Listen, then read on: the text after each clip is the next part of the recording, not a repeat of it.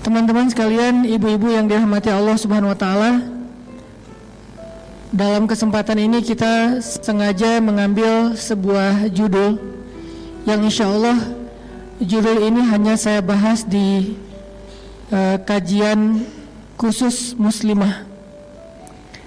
Tidak akan saya bahas di khutbah Jumat.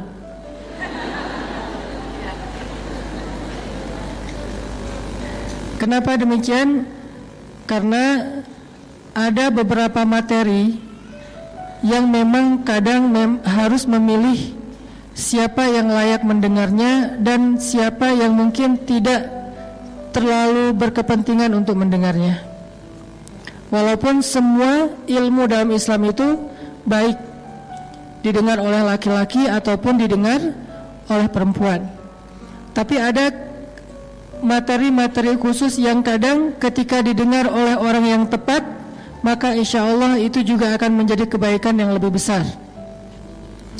Jadi karena ini adalah forumnya muslimah, forumnya ibu-ibu dan cewek-cewek yang solehah, insya Allah, maka saya akan membahas khusus materi nasihat-nasihat Sayyidah Aisyah kepada para istri atau para muslimah di zamannya. Yang kita kasih judul yang sedikit bikin kita agak penasaran, dan itu ibadah dengan tanda tanya. Kenapa kok yang diambil unsur dandannya, Ustadz? Nah, coba kita mulai dulu dengan sebuah hadis. Nanti insya Allah dalam waktu yang lain materi ini akan kita coba print, karena kemarin ada miskomunikasi. Insya Allah nanti akan di print, di share atau dibagikan, sehingga ibu-ibu semuanya, teman-teman bisa mendapatkan materi tertulis dan insya Allah ilmiah. Walaupun bukan penulisan ilmiah yang baku, tapi ada dalil-dalil atau argumentasi ilmiah. Karena khusus kali ini saya akan mencoba membahasnya dari angle ilmiah. Saya tidak akan pakai bahasa storytelling, saya nggak akan pakai bahasa display, saya tidak akan pakai bahasa yang saya pakai dalam dakwah selama ini di anak muda. Saya akan mengajak ibu-ibu sedikit kuliah. Semoga dengan kuliah yang lebih ilmiah ini, yang lebih argumentatif ini, kita nggak boring ya. Karena biasanya kan kalau saya menyampaikan materi, saya agak capruk, santai, dan gak terlalu banyak pakai riwayat. Walaupun sebetulnya itu adalah intisari dari riwayat, karena saya juga belajar hadis ketika di Al-Azhar. Itu adalah translate dari hadis-hadis, cuman kita gak menyebutkan riwayatnya biar lebih light, gak terlalu bold. Tapi kali ini saya akan coba bahas dari angle yang lebih bold sedikit. Mudah-mudahan kita tidak salah faham, sehingga dengan demikian kita akan bisa benar-benar tumakninah, merasa tenang dengan beberapa hal yang kita coba anggap sebagai satu kebenaran. Kita awali dulu dengan sebuah hadis dari Abu Hurairah radhiyallahu an. Hadis ini diriwayatkan oleh Imam An-Nawawi, disahihkan oleh Syekh Al-Albani, bahkan disebutkan juga oleh Imam Al-Qurtubi dalam tafsirnya tentang ayat pernikahan di surat Ar-Rum ayat 21. Nabi SAW bersabda, khairun nisa, perempuan yang paling baik atau istri yang paling solehah. Karena an-nisa dalam bahasa hadis kadang berarti perempuan secara umum, kadang berarti istri, tergantung konteks hadisnya. Maka di dalam hadis ini an-nisa yang dimaksud di sini adalah istri. Khairun nisa, istri yang paling baik itu, istri yang solehah itu adalah ada 3 ciri-cirinya. 1, idza nazarta ilaiha sarratka, kalau kamu melihat kepadanya maka dia menyenangkan hatimu. Ini salah satu ciri istri yang solehah. Kalau kamu melihat kepadanya maka dia menyenangkan hatimu. Idza nazarta ilaiha sarratka. Ini ciri pertama. Kalau ciri-ciri perempuan yang solehah nanti di hadis yang lain banyak secara umum ya. Nanti perempuan yang berhijab, bahkan di Al-Quran banyak perempuan yang beriman, perempuan yang mengingat Allah, perempuan yang berpuasa, perempuan yang selalu taat kepada Allah. Banyak sekali ciri-cirinya. Tapi kalau dalam konteks hadis ini khusus buat istri. Jadi kita kayak lagi belajar menjadi seorang istri salehah dari siapa? Dari Sayyidah Aisyah radhiyallahu anha. Dari Aisyah yang luar biasa, yang inspiring banget, yang buat saya tuh keren banget. Dan dia tawazun, punya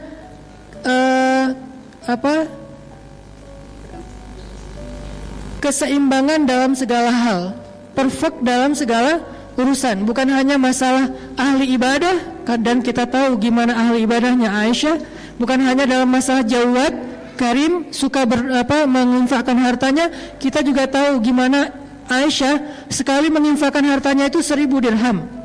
Itu ratusan juta loh kalau dikonvert ke rupiah. Sekali sedekah itu 1000 dirham. Tapi kita juga akan membahas sisi lain dari Aisyah yang membuat Aisyah ini, kata Nabi, seperti garam di dalam satu masakan. Kalau nggak ada garam, gimana pun bumbunya banyak, kayak ada yang kurang gitu kan ya.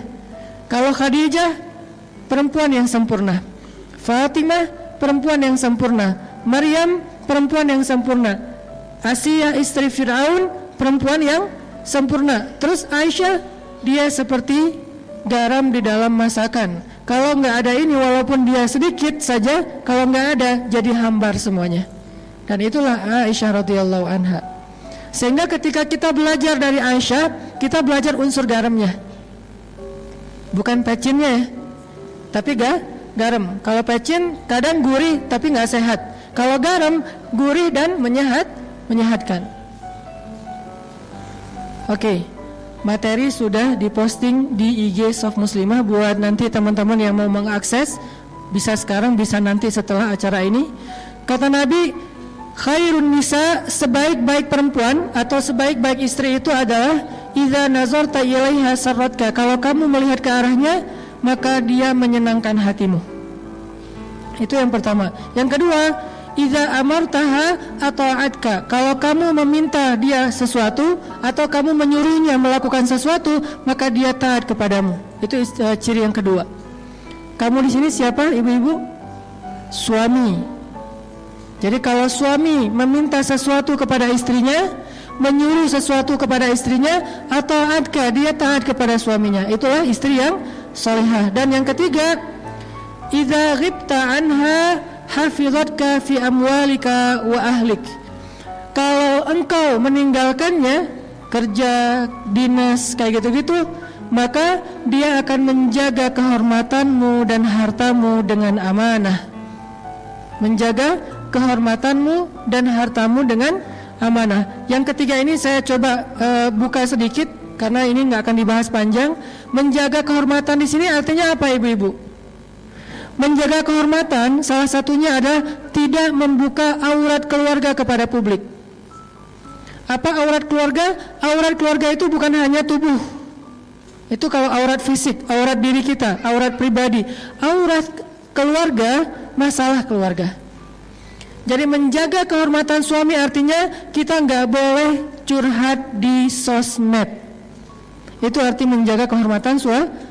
Tidak curhat di sosmed, baik dengan Instastory ataupun dengan postingan feed, baik dengan bikin vlog di YouTube ataupun tulisan panjang yang di-scroll nggak selesai-selesai di FB,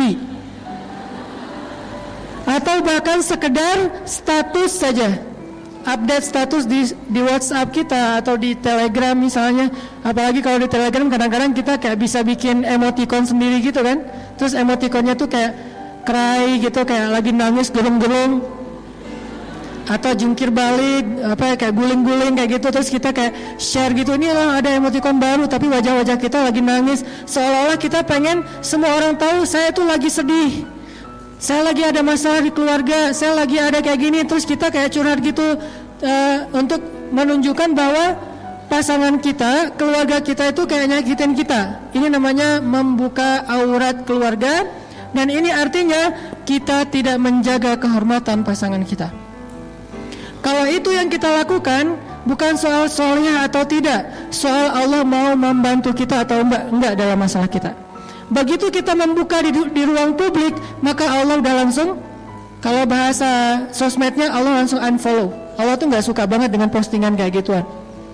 Sama kayak kita kalau ada postingan hoax, kalau ada postingan yang terlalu vulgar, Kalau ada postingan yang kayaknya nggak nyaman gitu kan kita unfollow ya.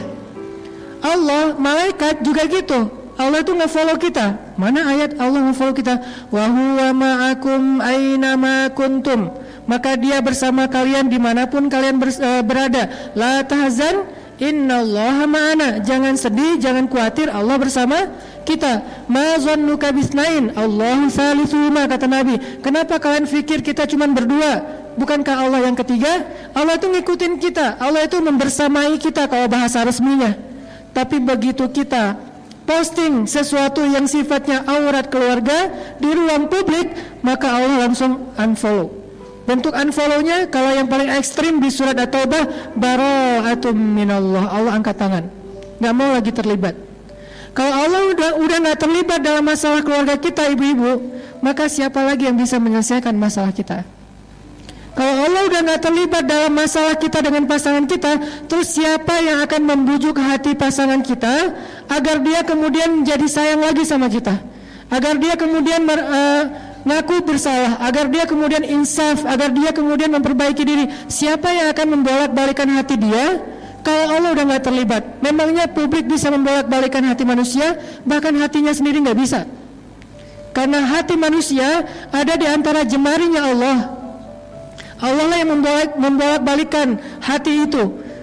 Yuqallib zatal yamin wa zatal shimal, itu Allah yang melakukan. Sehingga kalau Allah udah angkat tangan, udah gak ada lagi yang akan menolong kita dalam masalah keluarga kita. Jadi kita ingin ditolong oleh followers, oleh netizen, oleh publik, atau ingin ditolong oleh Allah Subhanahu wa ta'ala. Kalau ingin ditolong oleh Allah, maka kalimat terakhir tadi adalah idza ghibta anha hafizatka fi amwalika wa ahlika. Kalau kamu tidak bersama dengan dia, dia menjaga kamu. Salah satu adalah menjaga kehormatan. Nanti ibu-ibu boleh, ini hanya kasih clue aja. Nanti ibu-ibu boleh cek di surat curhat di Al-Qur'an. Apa surat curhat teh? Surat Al-Mujadalah. Itu kan terjemahannya curhat. Kalau Al-Mujadilah, perempuan yang curhat. Kalau Al-Mujadalah, curhat. Jadi tergantung kita bacanya dilah atau dalah. Kalau kita baca Mujadilah, berarti perempuan yang lagi curhat. Kalau kita baca Al-Mujadalah, berarti curhat itu sendiri. Surat Al-Mujadalah berkisah tentang seorang sahabiat, seorang perempuan yang solehah banget, yang luar biasa, namanya Khawlah bintu Tha'labah. Yang dia itu dizolimi oleh suaminya, disakitin oleh suaminya, bahkan diputusin dengan cara yang kejam banget oleh suaminya. Kok kejam Ustaz? Ya kejam banget. Karena diputusin yang kejam yang kita tahu tuh kan dia ngomongnya, kita adik kakaan aja yuk. Itu kan kejam ya. Ngajak jadi adik kakak kan kejam ya. Ini ada yang lebih kejam. Apa kalimatnya? Kita jadi anak dan ibu aja yuk. Itu lebih kejam loh. Dalam bahasa fikih dikenal dengan istilah zihar. Cuman saya karena dakwahnya di segmen anak muda, di teman-teman yang sama-sama dengan saya juga baru belajar hijrah, saya nggak banyak menggunakan istilah-istilah fikih, istilah tafsir, istilah hadis, langsung ditranslate, diputusin. Cuman orang kadang-kadang apaan sih diputusin? Mungkin dia nggak paham segmentasi dakwah saya yang sedang saya jalanin. Dia masih menggunakan bahasa pesantren, zihar. Bahkan banyak dari kita nggak tahu apa itu zihar, sehingga butuh translate. Zihar itu diputusin dengan cara ngomongnya apa? Kita jadi anak dan ibu aja. Itu lebih kejam daripada dulu ada yang mutusin kita jadi adik kakak aja. Kita temenan aja yuk, kita sahabatan aja yuk. Kamu udah aku anggap kayak sahabat sendiri kok. Kita udah nggak gitu-gitu amat lah gitu ya. Teman tapi gitu deh. Nah ini ada yang lebih kejam daripada teman tapi gitu deh. Apa? Kita jadi anak dan ibu. Artinya haram selama-lamanya, seperti ibu haram bagi anaknya, bukan lagi istri. Akhirnya Khawlah ketika dizalimi oleh suaminya, dia curhatnya ke siapa ibu-ibu? Curhat kepada Allah, tapi minta fatwa kepada Nabi. Nanti coba baca pembukaan dari surat Al-Mujadalah. Kalau bisa satu halaman, tapi fokus ke ayat pertamanya dulu, bahwa kalimatnya tujadiluka fi zawjiha wa tashtaki ilallah. Dia meminta pendapatmu tentang kata-kata suaminya, tapi dia curhatnya tashtaki, curhat ke Allah. Jadi dia tidak curhat kepada Nabi. Dia hanya meminta nasihat dari Nabi tentang kata-kata suaminya, kira-kira menjatuhkan talak apa tidak. Kalau bahasa sekarang tuh istifta, meminta fatwa kepada ustadz. Ustadz, suami saya bilang gini, kamu buat saya itu seperti ibu, kira-kira itu jatuh talak nggak ustadz? Cuman segitu doang. Tapi urusan suami saya itu emang orangnya temperamen, suami saya itu nggak bisa jaga lisan, suami saya itu zalim, itu nggak disebutkan ke Nabi. Dia menyebutkan itu kepada siapa? Watashtaki ilallah. Dia menyebutkan itu kepada Allah saja. Akhirnya apa yang terjadi ibu-ibu? Ketika Khawlah curhatnya kepada Allah, akhirnya Allah yang ngebelain Khawlah, bukan Nabi, bukan sahabat, bukan manusia, bukan siapapun. Bahkan Nabi tidak membela Khawlah awalnya, karena Nabi tidak faham. Sehingga ketika Khawlah nanya kepada Nabi, apa hukumnya kata-kata suami saya ya Rasulullah? Nabi mengatakan itu sudah jatuh talak zihar selama-lamanya wahai Khawlah. Khawlah gak terima. Dia kayak ngerasa gak rela gitu berpisah dengan suaminya karena dia sayang sama suaminya. Gimana pun dizalimin, inilah perempuan. Kadang-kadang dia sakit hati, tergores, tapi di balik semua itu cintanya itu kadang luar biasa ya, lebih daripada laki-laki. Walaupun dia mungkin sedikit gampang tergores, tapi kalau udah sampai ke hal-hal yang sifatnya sakral, dia lebih tahan banting dibandingkan laki-laki.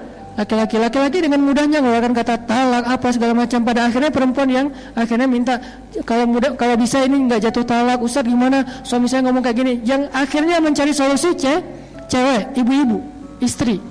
Sehingga ketika Nabi bilang itu sudah jatuh talak, Khawlah kayak ngerasa sedih dan gak rela gitu. Masa ya Rasul, ya wahai Khawlah, gak bisa balikan lagi? Gak bisa wahai Khawlah. Artinya apa? Nabi aja gak bisa ngebelain Khawlah. Padahal Nabi kurang apa coba? Gak ada lagi manusia yang lebih baik daripada Rasul, tapi gak bisa ngebela Khawlah. Kenapa? Karena manusia. Tapi Khawlah curhatnya kepada Rabbnya manusia, kepada pemilik hati, kepada yang maha tahu segala sesuatu. Wa tashtaki ilallah, ilahi Rabbi ashku bathi wa huzni ilaik. Aku adukan rasa sedih dan kecewaku hanya kepada engkau, bukan kepada Instagram, bukan kepada Snapgram, bukan kepada YouTube, bukan kepada para subscribers, bukan kepada FB friends, bukan kepada siapapun, bahkan bukan kepada geng di grup WA saya ya Allah. Saya gak posting apa-apa, geng aja gak tahu masalah saya. Kayaknya mereka ngeliat rumah tangga saya asik-asik aja, biasa-biasa aja. Sampai geng kita banget, yang gak ada yang orang lain yang tahu apa yang kita bicarain di dalam grup, mereka gak tahu. Gitu banget Khawlah teh. Sampai ibunya aja gak tahu masalah Khawlah, sampai teman dekatnya aja gak tahu. Teman dekat kan bahasa kita geng ya, gengnya aja gak tahu. Yang tahu cuman Allah kemudian Nabi. Curhat ke Allah, ya Allah, ashku bathi wa huzni ilaik. Aku adukan kekecewaanku dan kesedihanku hanya kepada engkau. Aku kecewa ya Allah, aku sedih ya Allah, aku gak terima diginiin ya Allah. Akhirnya Allah yang membela Khawlah dengan menurunkan 1 halaman penuh dari surat Al-Mujadalah. Bentuknya adalah pembelaan kepada Khawlah. Suaminya dimarahin sama Allah di ayat itu, disuruh bertaubat oleh Allah di ayat itu, dikasih beberapa hukuman syariat.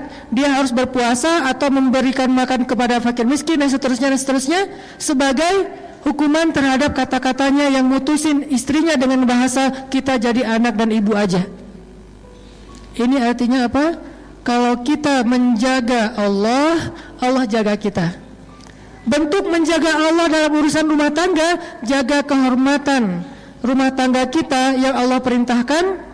Hafizatka fi amwalika wa ahlika. Nanti Allah yang akan menjaga hati kita, menjaga perasaan kita, menjaga rumah tangga kita. Allah yang akan terlibat. Ini poin yang ketiga ya, walaupun bukan akan kita bahas panjang.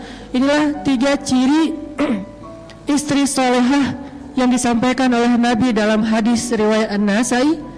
1, idza nazarta ilaiha sarratka. Kedua, idza amartaha ata'atka. Ketiga, idza ghibta anha hafizatka fi amwalika wa ahlika. Yang akan kita bahas yang mana ibu-ibu dari 3 ciri itu? Yang pertama, karena hubungannya dengan dandan. Idza nazarta ilaiha sarratka. Kalau kamu ngelihat ke dia, maka dia menyenangkan hatimu. Kalau bahasa saya, kalau dilihatin tuh nyenengin. Gak bisa lepas juga ya dari capruk bahasa santai lah ya, nggak apa-apa ya, nggak terlalu resmi, nggak apa-apa. Kalau dilihat nyenengin. Ini cewek luar biasa nih, ngelihat dianya aja betah. Seorang istri yang soleha buat suaminya itu betah melihat ke arah dia. Kenapa? Itulah salah satu cara agama menjaga pandangan laki-laki adalah dengan menyuruhnya menikah. Dan salah satu syarat menikahi seorang perempuan itu kata Nabi apa? Tunkahul mar'ah li arba'ah. Perempuan itu dinikahi karena 4 alasan. Walaupun alasan-alasan ini nggak harus sempurna, tapi ini dipertimbangkan. 1, li jamaliha, untuk kecantikannya. Cantik relatif.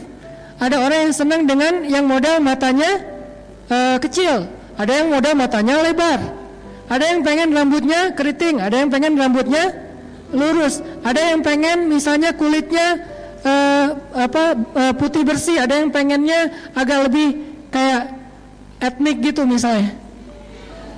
Ada yang pengen misalnya yang kurus, ada yang pengen dia nggak kurus-kurus amat, karena kalau terlalu kurus dia kayak nggak apaan sih gitu-gitu amat. Dia pengennya yang biasa-biasa aja misalnya. Kan itu relatif ya. Karena relatif, Nabi nggak mengatakan spek Jamal itu apa, spek dari cantik itu apa enggak, hanya disebutkan karena kecantikannya. Bahkan walaupun ini bukan yang paling penting disebut di awal, tetap justru yang paling penting disebut di akhir, lidiniha, agamanya, tetap yang disebut di awal itu li jamal. Kenapa? Hubungannya dengan hadis An-Nasai, supaya laki-laki itu bisa menundukkan pandangan. Dia nggak perlu melihat cewek lain di mall, nggak perlu melihat cewek lain di Instagram, nggak perlu melihat cewek lain di YouTube atau di TV, karena melihat istrinya aja udah nyenengin. Jadi ketika Allah Subhanahu wa taala menyuruh seorang laki-laki untuk ghaddul basar, menundukkan pandangan, itu bukan melihat ke bawah. Menundukkan pandangan itu bukan melihat ke bawah. Dalam beberapa kasus ya melihat ke bawah, tapi dalam beberapa kasus kalau perlu lihat ke atas. Kenapa? Kalau dia di mall lantai 2 ngelihat ke bawah malah nggak boleh. Pak, kenapa sih kok di situ aja berdirinya? Mah lagi nundukin pandangan mah. Kan nggak kayak. Terus di bawah kayak lagi ada event gitu, terus banyak para dancer gitu kan, kayak lagi malam mingguan kan suka ada kayak live music atau apa, terus dia kayak nundukin pandangan dari atas gitu. Lagi ngapain Pak? Lagi ghaddul basar. Kan nggak bisa. Jadi terjemah menundukkan pandangan bukan melihat ke bawah, menjaga pandangan. Dan Islam ini salah satu karakteristik Islam nih ibu-ibu. Islam itu nggak pernah ngelarang sesuatu tanpa ngasih solusi, itu nggak pernah. Kalau kita paham Islam yang luas, contoh, Ustadz, riba diharamkan, terus kita ngapain dong Ustadz? Riba itu dilarang, tapi juga dibolehkan. Ustadz nggak takut ditahzir? Enggak. Riba itu boleh ibu-ibu. Yang nggak boleh riba dengan manusia, tapi riba ke Allah itu boleh. Malah untungnya lebih gede lah gitu. Sehingga ayatnya yamhaqullahu riba wa yurbis shadaqat. Allah menghapus riba tapi meribakan sedekah. Jadi siapa yang senang dengan riba, hayu riba dengan Allah. Caranya sedekah, kita kasih 1, Allah balikin 700. Jadi siapa yang senang memperbanyak hartanya dengan cara sistem riba, boleh banget, tapi coba ribalah ke Allah, sedekah yang banyak, nanti Allah balikin berlipat-lipat kali. Bukan 1%, bukan 3%, bukan 5% seperti deposito versi kita, bahkan 700 kali lipat. Kalau senang riba, ribalah dengan Allah. Jadi Allah nggak melarang tanpa ngasih solusi. Ustaz nggak boleh minum khamar, boleh. Siapa bilang nggak boleh minum khamar? Yang nggak boleh minum khamar itu di dunia, di surga banyak khamar. Bahkan khamarnya jadi sungai lagi di surga. Tapi bedanya sungai khamar di surga tidak memabukkan dan tidak menghilangkan akal, sehingga tetap terhormat walaupun minumnya sebanyak mungkin yang dia mau. Jadi khamar tidak dilarang kecuali di dunia saja. Di surga Allah sediakan khamar yang lebih baik daripada yang ada di dunia. Semua jenis khamar di dunia dengan berbagai macam brand, yang kadang-kadang 1 gelasnya aja harganya jutaan. Sabar, nanti kita akan minum yang 1 gelas harganya lebih dari 1 miliar di surga. Allah tidak melarang sesuatu tanpa ngasih solusi. Pacaran gak boleh? Boleh, tapi akad dulu baru pacaran. Siapa bilang pacaran gak boleh? Bukankah ayat pacaran di Al-Quran itu surat Ar-Rum ayat 21? Allah menjadikan di antara kalian, wahai pasangan yang halal, mawaddatan warahmah. Apa arti mawaddah warahmah? Kasih dan sayang. Berkasih sayang, berkasih sayang, bahasa anak main pacaran. Dan itu boleh banget setelah nikah. Dan pacaran setelah nikah jauh lebih seru daripada pacaran sebelum nikah. Gak perlu ngumpet, gak perlu diam-diaman, gak perlu takut ketahuan orang lain, gak perlu harus di tempat-tempat yang tersembunyi, gak perlu takut ada rasa dosa, malah berpahala lah gitu. Ngelihat aja berpahala, memegang tangannya berpahala, berpelukan berpahala, dan seterusnya gak usah diperjelas, berpahala. Ini pacaran setelah nikah. Jadi gak ada dalam Islam larangan tanpa solusi. Gitu juga hal yang lain, termasuk menundukkan pandangan. Wahai, katakan kepada laki-laki yang beriman agar mereka menundukkan pandangan. Terus solusinya apa Ustaz? Kalau nggak boleh ngelihat yang keren-keren, ciptaan Allah yang indah, lihatlah ciptaan Allah yang ada di rumahmu, yang itu juga nggak kalah indah. Li jamaliha, dipilih karena keindahan sesuai selera. Apa yang engkau lihat dari seorang istrimu? Sehingga ketika ada seorang laki-laki muhajirin mau menikahi seorang perempuan Ansor di zaman Nabi, terus Nabi nanya, datang ke Nabi, dia ngomong gini, ya Rasul, saya pengen nikah gitu, pengen update status 2019 ganti status gitu. Saya pengen 2019 ganti status. Oh bagus kata Nabi. Dengan siapa? Dengan perempuan Ansor. Nabi nanya, apa ibu-ibu, apakah kamu sudah melihat dia? Enggak ya Rasul, kan saya orangnya kayak soleh gitu kan, nggak ngelihat gitu kan, nggak ada, bahkan ta'aruf aja enggak, kayak dijodohin aja. Kamu mau nggak nikah sama anak saya? Insya Allah dia amanah, soleha. Oh mau. Ternyata modal soleh juga tetap diperbaiki sama Nabi. Nggak cukup kayak gitu doang. Mentang-mentang kamu sama-sama soleh soleha, terus nggak saling ngelihat? Enggak, kata Nabi. Lihatlah mereka, lihatlah dia. Akhirnya kata laki-laki ini, saya pun mencuri-curi pandang untuk melihatnya. Mencuri-curi pandang, bahasa sosmednya stalking. Bahasa sosmednya stalking. Saya pun cari-cari tahu tentang dia. Oh ini orangnya. Tapi kalau stalking yang lebih baik itu jangan di sosmed, karena itu hasil editan. Wah ternyata bener ya, soleha, cantik lagi tuh. Pas ketemunya, di mana ya orangnya? Saya. Loh kok agak-agak beda ya. Ini gara-gara apa? Hasil editan. Di sosmed itu ngeditnya sampai 3 kali loh. Editan pertama touch up, pakai foundation, terus kayak pakai blush on gitu, apa segala macam, bibirnya pakai lipstick yang matte apa. Udah, editan pertama. Kau usah tahu, kan judulnya juga dandan. Itu demi menguasai materi ya. Nah, istri saya pakai soalnya, buat suaminya insya Allah. Terus yang kedua, apa? Editan yang kedua teh pakai kamera depan. Soalnya kamera depan tuh agak-agak blur gitu, jadi nggak kelihatan ada apa goresan-goresan sih. Yang ketiga, editan pakai aplikasi gratisan. Wah, semalaman ngedit. Ini gimana caranya biar apa matanya agak dilebarin dikit nih, alisnya ditambahin, terus jadi kayak nggak simetris gitu, agak-agak miring. Repot semalaman, baru besok pagi posting, berharap dapat banyak like. Itulah kalau kita stalkingnya di IG. Kalau pengen stalking langsung datang ke rumahnya. Pak, saya pengen ketemu sama si Neng. Seneng yang mana? Gitu. Calon saya. Oh ya, didampingin sama opanya, ditemenin. Duduk aja bertiga gitu, atau berempat, atau berlima, atau sekampung, gak masalah. Duduk, lihat langsung. Dan perempuan yang bercadar pun dalam konteks ta'aruf kayak gini, sebagian ulama mengatakan boleh membuka cadar hanya untuk calon pasangannya.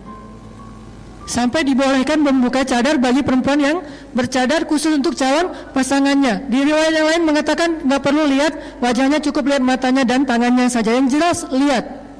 Kenapa? Li jamaliha. Kadang ada selera, menurut temennya cantik, menurut dia kok saya biasa aja ya. Kalau gitu jangan paksain. Kenapa? Karena dia nggak akan jadi solusi kamu dalam menundukkan pandangan. Seorang istri harusnya idza nazarta ilaiha saratka. Kalau dilihatin suami itu nyenengin suami banget, sehingga dia malas banget nonton film apa kayak drakor segala macam. Udah ada drakor di rumahnya. Gak perlu nonton K-pop, udah ada K-pop di rumahnya. nggak perlu nonton apa misalnya lagu-lagu barat segala macam, udah ada itu di rumah. Nggak perlu nonton model-model yang seksi karena udah ada di rumahnya. Siapa bilang nggak boleh beli pakaian seksi di mall?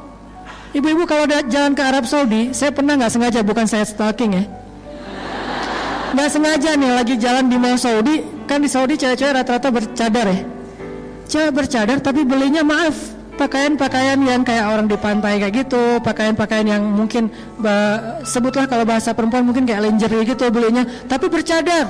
Pertanyaan saya, bercadar, lingerie, terus pakainya gimana ya?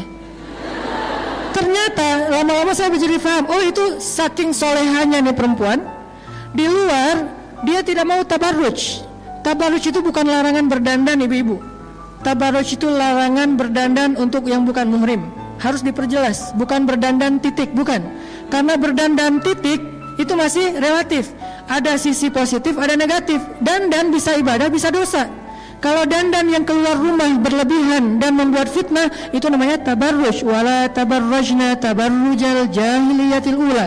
Tapi kalau dandannya untuk suami, itu namanya tazayyun. Dan tazayyun bagian dari ibadah seorang istri. Nanti kita baca nasihat-nasihat Aisyah tentang itu. Sehingga seorang istri ketika dia membeli pakaian-pakaian yang menyenangkan suaminya, walaupun tidak harus berlebihan, nggak usah terlalu kayak vulgar juga, kayak maaf mungkin terlalu kayak bikin dia jadi kayak terlalu caper atau apa, asal menyenangkan suaminya. Syaratnya apa? Kalau dia belanja bawa suami. Satu, biar dibayarin. Sebetulnya nggak harus bawa juga sih, nanti kan bisa dirimbas ya. Habis beli, Pak mau dapat pahala nggak? Pahala apa mah? Pahala dandan. Caranya rimbas dong semua biayanya gitu. Bisa. Yang kedua, biar suami yang memilih. Kayak beli body lotion. Saya kalau beli body lotion istri, saya milih. Alhamdulillah. Istri saya nanya, yang ini body lotionnya kan banyak nih, mau yang mana? Kalau aku sih senang yang fruity, saya bilang. Oh fruity, udah fruity kan banyak macam-macam. Ya terserah suami, bisa aja fruitynya misalnya ada rasa durian gitu. Aku sih yang durian aja boleh nggak? Oh boleh, beli aja. Pakai. Rumah kita kenapa ya kayak lagi musim durian? Iya, body lotion gitu. Terserah suami deh. Kenapa? Karena kita ingin menyenangkan. Kan niat awalnya itu kan. Idza nazarta ilaiha sarratka. Jadi benar-benar suami itu kayak betah banget di sebelah istri karena body lotionnya juga kayak aroma kesukaan dia banget. Misalnya kayak fruitinya tuh strawberry atau mungkin apa kayak gitu-gitulah yang saya juga nggak ngerti. Kalau saya taunya beberapa doang misalnya. Nah itu bisa bikin terus kayak beli parfumnya yang kayak gimana? Aku yang seneng yang ada kayak manis-manisnya gitu. Oh ya udah vanilla aja ya, vanilla, beli aja vanilla. Jadi kalau kayak pakai baju terus pakai parfum vanilla di sebelah suami kayak merasa kamu harum banget sih. Karena harum itu bukan cuma parfum, selera parfum kan orang private banget ya. Suami kita yang tahu dia lebih senangnya apa. Terus kayak pakaian, dia senangnya yang warna apa, bukan kita senangnya warna apa. Kalau mau beribadah, kalau kita senangnya warna apa, nggak ada nilai ibadah, atau mungkin juga nggak dosa, biasa-biasa aja, mubah gitu. Saya senangnya ungu, dari ujung rambut sampai ujung kaki ungu. Sampai setir mobil ungu, jok mobil ungu, kalau perlu bannya juga ungu. Kenapa? Kayak ungu fans banget lah ya pokoknya. Tapi kalau suami kita bilang, aku sih senangnya black on black sih. Soalnya suaminya anak street banget kan gitu. Jadi kayak anak jalan banget, jadi senangnya black on black. Ya udah black on black kan soleha banget ya. Semuanya hitam, serba hitam gitu. Sampai akhirnya pakai lipstick juga hitam misalnya. Nah, mama sehat. Kenapa? Terlihat seperti orang sakit ya. Ya pokoknya suami yang memilih sampai warnanya atau apa, ini insya Allah akan jadi ibadah banget ibu-ibu. Kenapa? Itu bisa jadi solusi. Kalau suami disuruh tundukkan pandangan, dia punya pandangan yang bisa membuat dia itu bisa mengalihkan sesuatu yang negatif menjadi yang positif. Lihat istri aja. Terus nanti di dalam hadis yang lain, ini kalau kita explore komparasi beberapa hadis, karena metode belajar di Al-Azhar adalah metode komparatif. Kita itu nggak dibolehin banget di Al-Azhar itu, SOP kampus Al-Azhar itu nggak boleh menyimpulkan sesuatu tanpa mengambil beberapa referensi dalil. Jadi nggak boleh satu hadis langsung menyimpulkan fatwa, nggak boleh. Di Al-Azhar tuh nggak boleh banget. Kita harus banding-bandingkan ayat dengan ayat, ayat dengan hadis, hadis dengan hadis, hadis dengan sahabat, sahabat dengan ulama. Wah, dibandingin semuanya, jadilah sebuah produk fikih yang dikenal dengan fatwa atau hukum. Itulah cara belajar di Al-Azhar. Kalau kita bandingkan beberapa hadis yang lain, nanti Nabi juga bersabda keutamaan memandang istri. Tapi ini materinya buat khutbah Jumat. Seorang suami memandang istri, maka Allah Subhanahu wa Ta'ala akan menggugurkan dosanya. Memandang istri aja menggugurkan dosa mereka berdua nih. Istri ketika sering dipandang suami, maka dosanya berguguran loh ibu-ibu. Jadi kalau dipandang suami itu jangan dilarang. Pak, ngapain sih ngeliat gitu-gitu amat sih? Mikirnya macam-macam ya? Enggak.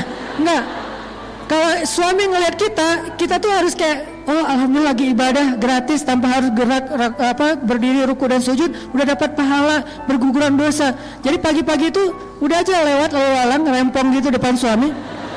Suami kayak duduk gitu. Ya nggak gitu-gitu juga sih. Suami kayak ngeliat. Saya beberapa kali suka gitu kalau pagi udah siap dengan kopinya. Kadang-kadang salah posting lagi, posting kopi hari Senin. Ustaz nggak puasa, oh iya maaf, ketahuan gitu kan nggak puasa Senin. Terus kayak duduk gitu, istri lalu ngeliatin. Satu kali lewat itu kayak tawaf loh. Kebayang nggak kalau sampai berapa puluh kali lewat, itu udah berapa orang tawaf. Ke sana beresin dapur, sana lagi ke kamar anak, balik lagi ke kamar mandi, liatin aja. Terus kesimpulannya apa? Nih suami nggak pekaan nih. Nggak istrinya rempong, dia malah kan bagi-bagi pahala. Mama berpahala dengan cara rempong, papa berpahala dengan cara ngelihat orang rempong. Ini memandang istri, karena dia seneng aja gitu ngelihat istri aku kayak gemesin banget sih kamu gitu kan ya. Jadi bahasa sarot kayak itu bisa berarti gemesin, bisa berarti unyu-unyu banget, bisa berarti kayak seksi, bisa berarti nyenengin, bisa berarti seru, bisa banyak arti yang jelas nyenengin hati. Sarrotka. Udah diliatin, ngapain sih ngeliat gitu-gitu amat? Enggak, aku lagi heran, ada ya bidadari yang jalan di bumi. Salah tingkah gitu, terus dia kayak manja gitu duduk di sebelah. Ketika mereka bersentuhan, Allah turunkan kasih sayang Allah di antara mereka. Ketika suaminya memanggil istrinya ke kamar, maaf ya emang hadisnya kayak gitu, maka Allah Subhanahu wa Ta'ala makin cinta kepada mereka. Dan setelah itu Nabi nggak membahas secara jelas, tapi kita ngerti lah. Yang jelas semuanya ibadah. Jadi nyambung juga nih hadis ini. Kemudian hadis tentang ayat tentang ghadul basar, hadis tentang memandang wajah istri itu adalah ibadah. Bahkan Nabi itu suka banget memandang wajah Aisyah, lalu memujinya dengan panggilan apa? Humaira. Apa arti Humaira? Sebagian mengatakan yang wajahnya kemerah-merahan, tapi sebagian besar ulama bilang Humaira itu istilah untuk cewek yang putih banget. Jadi nggak dibilang baydo, karena kalau baydo itu arti putih dalam makna yang bukan kulit ya. Kalau kulit orang Arab, kalau putih banget bilangnya Humaira. Kayak orang Jawa bilangnya kuning. Ya orang Jawa bilangnya kan bukan anaknya putih banget, enggak kan ya? Anaknya kuning loh gitu. Jadi kuning itu kalau dalam bahasa Jawa itu artinya putih. Kalau orang Arab merah. Merah itu artinya putih. Kok disebut merah Ustaz? Saking putihnya, kalau dia malu, kalau dia salting, kalau dia nervous, itu sampai kemerah-merahan. Saking putihnya, sehingga disebut dia Humaira. Itu kan wajah kan? Sehingga Nabi kayak mengagumi wajahnya Aisyah yang cantik, mengagumi Aisyah yang menjaga penampilan dengan panggilan penghargaan. Ya Humaira, wahai perempuan yang putih. Ini artinya sarratka, menyenangkan suami ketika dipandang. Dandam. Nah, kalimat menyenangkan hati ini saya baca juga ya. Kata ulama nih, kalimat menyenangkan hati di dalam hadis tersebut adalah anjuran agar perempuan memperhatikan sikap dan penampilannya di hadapan suami. Sebab istri yang solehah akan memperhatikan penampilan ketika di hadapan kekasihnya, baik secara zahir maupun batin. Seorang ibu, Umamah bintu Haris, pernah menasihati anak perempuannya yang ingin menikah agar selalu menjaga tempat-tempat yang biasa dipandang oleh suaminya, sehingga tempat itu tidak boleh kotor dan mengganggu pandangan suaminya. Sampai segitunya. Jadi ada beberapa tempat di rumah kita ataupun mungkin diri kita sendiri yang sering dilihat oleh suami, maka jangan sampai pandangan suami itu terganggu oleh penampilan kita yang tidak baik. Maaf. Salah satunya apa? Suami, ini bukan tuntutan suami, makanya saya nggak menyampaikan hadis ini di khutbah Jumat. Kenapa? Jadi kaca pembesar. Mah, tadi khutbah Jumatnya bagus banget loh, membahas tentang mama, itu nggak bagus. Kenapa? Harusnya khutbah Jumat membahas tentang suami. Kalau kajian perempuan membahas tentang istri, biar sama-sama dapat cermin. Dan kajian ini jangan di-share ke suami, biar saya aja yang share. Jangan di-share ke suami. Kenapa? Nanti akan jadi kayak saling menuntut. Gak boleh. Kalau kita lagi punya masalah suami istri, carilah hadis untuk menasehati diri kita. Jangan googling hadis untuk menasehati pasangan kita, itu kebalik. Dan kayak nggak masuk akal banget. Contohnya, analoginya gini. Handphone kita habis baterai. Terus tiba-tiba kita ngomong ke teman kita, mana handphone lo? Ngapain? Mau gua cas? Kenapa emang? Kan HP gua masih penuh baterainya. Soalnya handphone gua habis baterai. Aneh ya? Handphone kita habis baterai, tapi yang kita cas handphone teman. Nyambung gak sih? Nggak nyambung kan? Mana handphone lo sini? Kenapa mau dicas? Kenapa? Handphone gua soalnya habis baterai. Kok handphone dia yang dicas? Harusnya handphone kita kan? Kalau kita punya masalah dengan pasangan kita, jangan mencas pasangan, caslah diri kita. Mencas pasangan, kita cari ayat, hadis untuk memperbaiki diri dia. Harusnya kita mencari ayat dan hadis untuk memperbaiki diri sendiri. Jadi suami cari hadis tentang suami, istri cari hadis tentang istri. Suami misalnya mencari hadis tentang seorang suami yang soleh itu adalah bla bla bla bla bla. Itu banyak, nggak usah disampaikan sekarang. Istri juga mencari hadis tentang istri yang soleh adalah bla bla bla bla, yang banyak sekali juga. Sehingga ketika kita punya masalah, kita sama-sama punya inisiatif memperbaiki diri, bukan memperbaiki pasangan. Kalau memperbaiki pasangan nggak akan selesai, jadi debat nanti malah. Sehingga dalam konteks ini bukan berarti suami nuntut kita gini, enggak ya. Tapi ini bagian dari kita belajar pengen jadi istri yang solehah, pengen berpahala di sisi Allah, pengen di-like oleh Allah, pengen niru Bunda Aisyah radhiyallahu anha juga. Sehingga saking solehahnya Aisyah, saking disayangnya Aisyah oleh Nabi, sampai Jibril menitipkan salam kepada Aisyah. Sampai Jibril aja ngirim salam buat Aisyah. Jadi maksud dari menyenangkan hati itu adalah berdandan. Nabi SAW bersabda, jihadnya seorang perempuan adalah berbakti kepada suami. Dalam bahasa hadis disebut dengan husnut taba'ul. Apa arti husnut taba'ul? Husnut taba'ul itu artinya berbakti kepada suami. Nanti ada lagi nasihat-nasihat Nabi. Kata Nabi SAW, tiga golongan manusia yang tidak diterima sholatnya dan tidak akan naik amal solehnya ke langit. 1. Budak yang melarikan diri sampai dia kembali kepada tuannya. 2. Perempuan yang mengecewakan suaminya sampai suami itu ridho. Dan 3. Peminum yang sedang mabuk sampai ia sadar. 3 golongan manusia yang tidak akan diterima amal solehnya dan tidak akan dimasukkan ke dalam surga. Siapa? Salah satunya istri yang mengecewakan suaminya sampai kemudian suaminya ridho kepada dia. Tentunya ini bukan hanya masalah penampilan pasti ya, karena kalau penampilan doang insya Allah nggak akan sampai kecewa. Lebih kepada attitude, sikap, tingkah laku. Aisyah radhiyallahu anha sangat memperhatikan penampilan di hadapan Nabi SAW.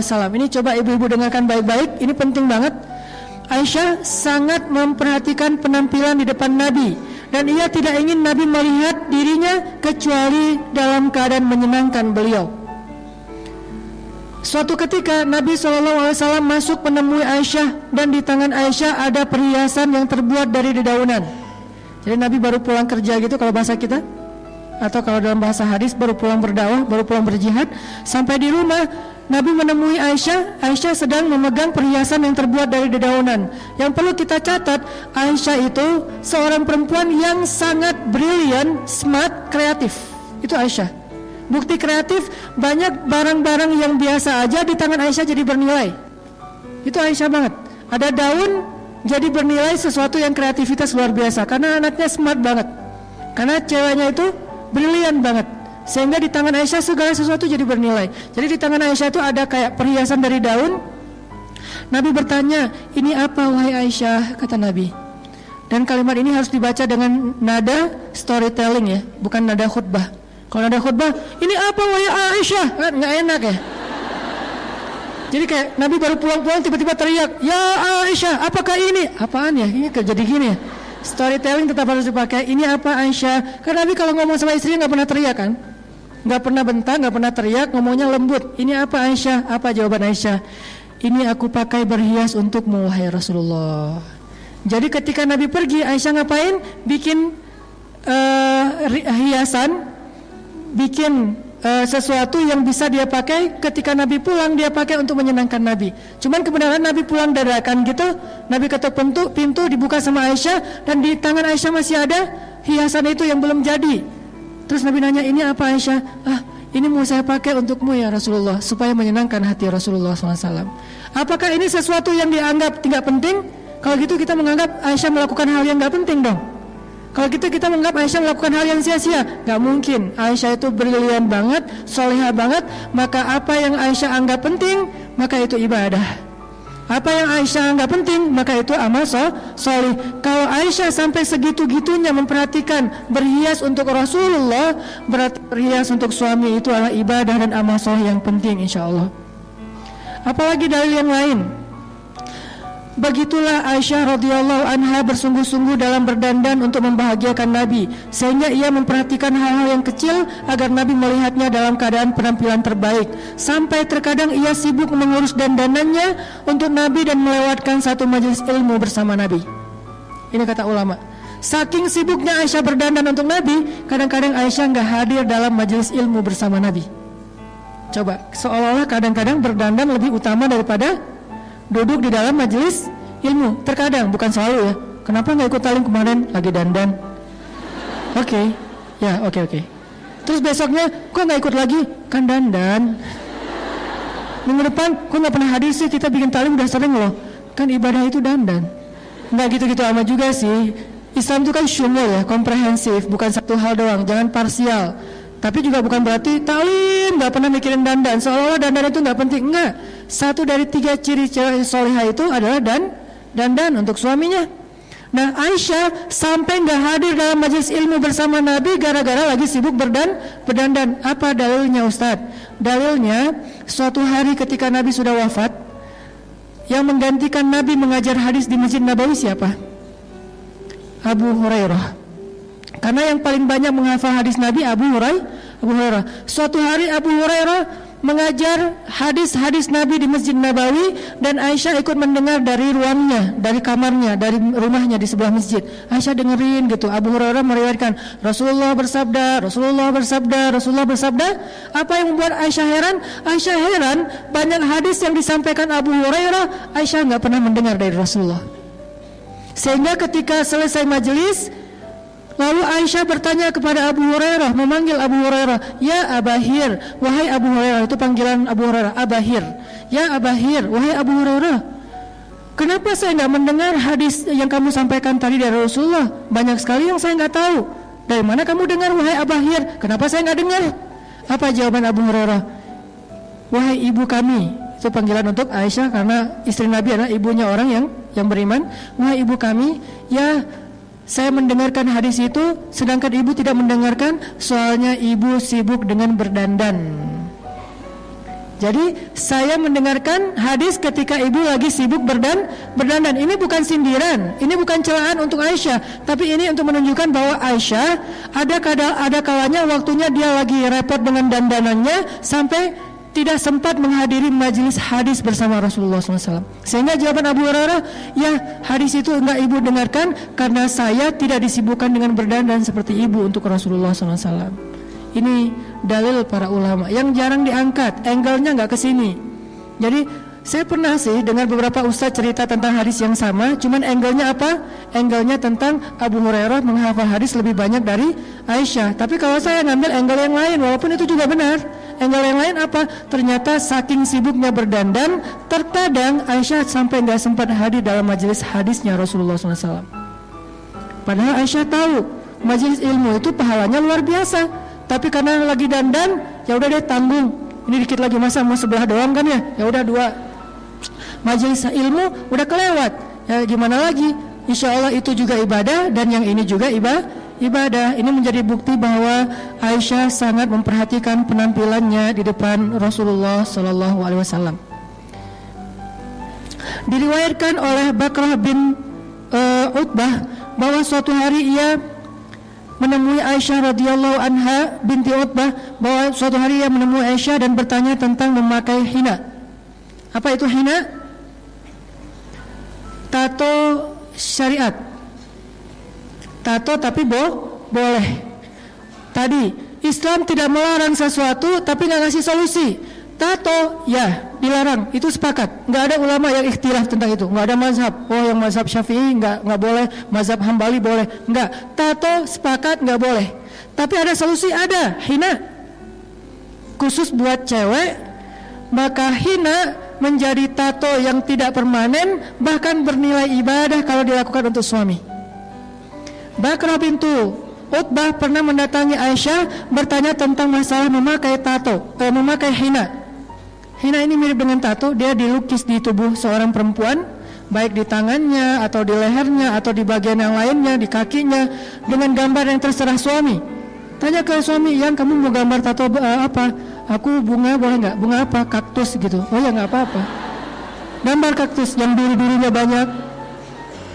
Terserah suami, aduh aku mau mawar, oh ya boleh. Atau aku mau pengen kayak tato gitu, gambarnya kupu-kupu boleh nggak? Boleh. Kupu-kupu boleh, kelelawar boleh, buaya juga boleh, nggak masalah. Apa aja lah terserah suami, yang jelas berhias dengan bahan tumbuhan yang thayyibah, kata Aisyah. Ditanya oleh Bakrah bintu Utbah, kata Aisyah tentang hina, hina adalah pohon yang baik dan air yang bersih. Hina adalah pohon yang baik dan air yang bersih. Artinya memakai hina dari bahan pohon yang itu, tumbuhan yang itu, yang hina itu, maka itu sesuatu yang thayyibah, baik untuk suami, apalagi berpahala di sisi Allah SWT. Kalau di kita nyebutnya pacar ya, jadi pakai daun pacar. Itu tato syariat. Jadi buat yang senang tato, nggak usah khawatir, kalian nggak perlu pakai tato-tato yang dilarang oleh agama, karena bertato nggak akan masuk surga. Salah satu di antara 70.000 golongan yang akan masuk surga tanpa azab, tanpa hisab apa? La yaktaun. Apa arti la yaktaun? Mereka tidak mensetrika tubuhnya. Kalau bahasa apa letterlock ya. Arti mensetrika tubuh, membuat tato, kata ulama hadis. Nggak apa-apa, tato nggak boleh, tapi ada solusi, hina. Sehingga yang senang melukis di tubuhnya, lukislah tubuh teman-teman perempuan hina oleh seorang seniman yang bagus, tentunya para akhwat sendiri, di bagian-bagian yang masih wajar dan ditujukan untuk suami. Maka itu thayyibah, kata Aisyah, itu baik. Itu thayyibah, itu baik. Kayak misalnya bikin di tangan di sini atau di bagian tangannya kayak gelang gitu, tapi dalam bentuk lukisan hina, kayak bunga apa gitu, kayak tanggal lahir atau apalah, terserah deh kan, atau ambil aja gambar-gambar di Google gitu kan, image tato buat cewek kan banyak tuh. Terus nanti aku pengen tato kayak gini karena suami aku senangnya kayak gini, bikin pakai hina yang lebih lebih kreatif, karena nggak harus selalu tato itu gaya-gaya India gitu kan. Kan ada yang seleranya India, dangdut, pop, apa, kan beda-beda kan ya. Kalau yang senangnya dangdut ya udah gaya India aja yang rame di sini misalnya, ya nggak masalah, bajunya juga rame. Tapi ada yang senangnya simpel-simpel aja, tatonya cuma tanda tangan gitu, ya nggak masalah juga. Tanda tangan suaminya, dan tanda tangannya juga simpel, kayak tanda tangan Benyamin. Ya intinya, atau nama suami, nama atau tanggal mereka awal pertama kali mereka ketemuan gitu, atau kayak pertama kali mereka ketemu tuh ada kata-kata apa gitu, sebuah puisi dari suaminya diabadikan dalam bentuk tato hina gitu kan ya. Setelah seminggu hilang, kenapa? Soalnya kan hina nggak permanen ya, tembus air, ganti lagi dengan kata-kata yang baru, bisa update malah. Bisa update status. Kalau tato kan nggak bisa diupdate ya, dihapus susah. Kalau diganti dengan yang lain jadi kebanyakan, jadi kayak gimana gitu, kayak aneh gitu kan, terlalu banyak. Kamu apain sih kok rame banget? Ya intinya adalah Allah tuh ngasih solusi banget. Dan saya sangat yakin Islam itu bukan agama yang bawel. nggak boleh, haram. Halalnya mana? Banyak. Di antara 5 grade hukum dalam Islam, cuma 1 doang yang haram. Yang ini halal 4-4-nya. Coba kita bikin grade ya. Grade hukum dalam Islam. Pertama, wajib. Boleh nggak yang wajib tuh? Bukan boleh lagi, kalau bisa harus ya. Kecuali ada uzur syar'i, harus. Berarti boleh dilakuin. Di bawahnya, sunnah, boleh nggak?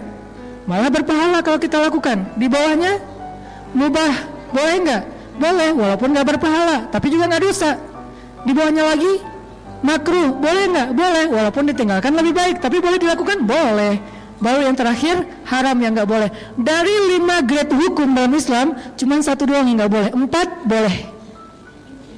Dengan levelnya masing-masing, tapi boleh, sama boleh.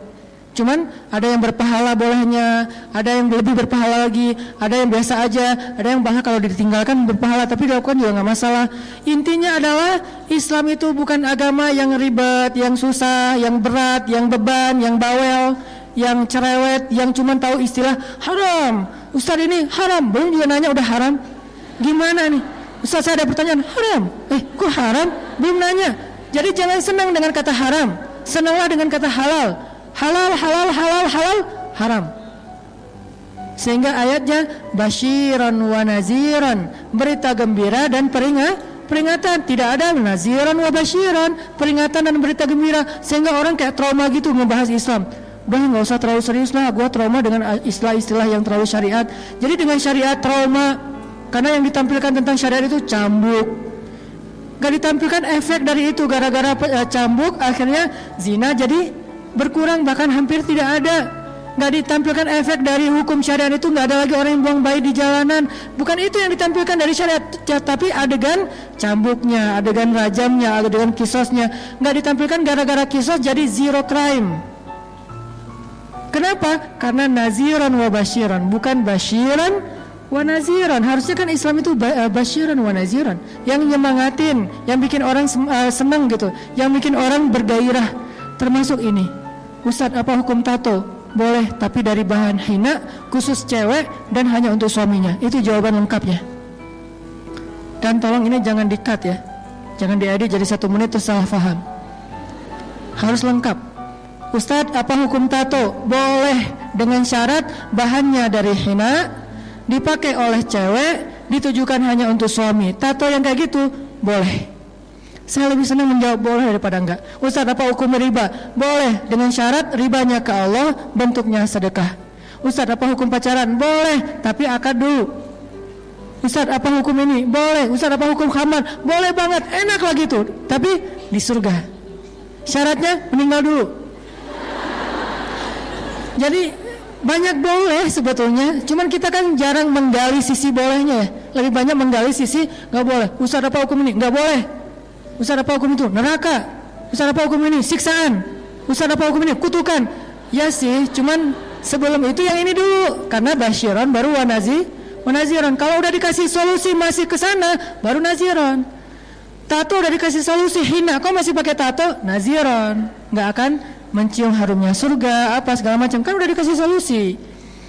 Riba dengan Allah boleh, kok masih riba dengan konvensional dengan manusia? Baru nanti riba itu dosanya kayak gini. Khamar udah dibilang nanti di akhir dikasih lebih banyak lagi sampai sungainya mengalir khamar, kok masih minum? Berarti baru nanti nggak akan berdiri dengan tegang di hadapan Allah, dia tercela apa segala macam, dan seterusnya teman-teman. Jadi kasih dulu unsur halalnya. Coba gali Islam dari sisi halalnya, itu banyak banget, 4:1.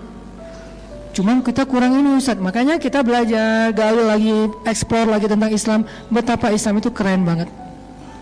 Islam tidak diturunkan untuk jadi beban. Ma anzalna 'alaikal Qur'ana litashqa. Kami tidak turunkan Al-Quran sebagai beban bagi kalian. Hijab Ustaz, kok hijab? Hijab itu bukan soal halal dan haram. Hijab itu soal kehormatan di sisi Allah dan malaikat. Malaikat itu segan banget sama cewek berhijab. Malaikat itu respect banget sama cewek berhijab. Malaikat itu akan hormat banget sama cewek berhijab. Sampai mau ketemu cewek berhijab aja, malaikat gak berani ketemu kalau dia belum siap untuk menemui seorang malaikat. Siapa dia? Khadijah. Khadijah itu ketika malaikat mau datang ke rumahnya, malaikat itu nggak langsung masuk. Padahal kan malaikat bisa tembus dinding ya. Malaikat bisa tembus dinding nggak, Bu?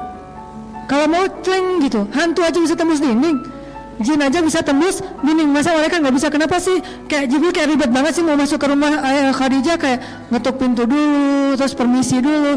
Karena Jibril itu respect banget sama Khadijah. Kenapa? Karena Khadijah tidak pernah membuka auratnya kecuali hanya untuk orang yang boleh melihat auratnya, terhormat. Sampai-sampai nanti unsur lainnya, saking dihargai oleh Allah ketika kita menutup aurat masa hidup, Allah yang akan menjaga aurat kita ketika kita wafat. Jaga Allah, Allah jaga kamu. Apa contohnya? Tsunami di kampung saya di Aceh dulu. Alhamdulillah, sejak saya pergi ke Mesir, Allah kasih hidayah, ibu saya udah nggak pernah lagi membuka hijabnya kalau keluar rumah. Kalau dulu kan hijab itu cenderung kayak pakaian resmi ya, acara resmi baru berhijab. Kalau ke warung doang ya standar lah ya, nggak sampai vulgar sih, cuman tapi rambutnya kelihatan karena dianggap cuma ke warung tetangga kan gitu ya. Tapi alhamdulillah akhirnya paham, oh itu bukan masalah ke warung atau ke tempat yang resmi, tapi menutup aurat. Alhamdulillah sejak saya ke Mesir, ibu saya udah menutup aurat dengan lebih baik. Dan ketika meninggal dalam musibah tsunami itu kan kayak blender.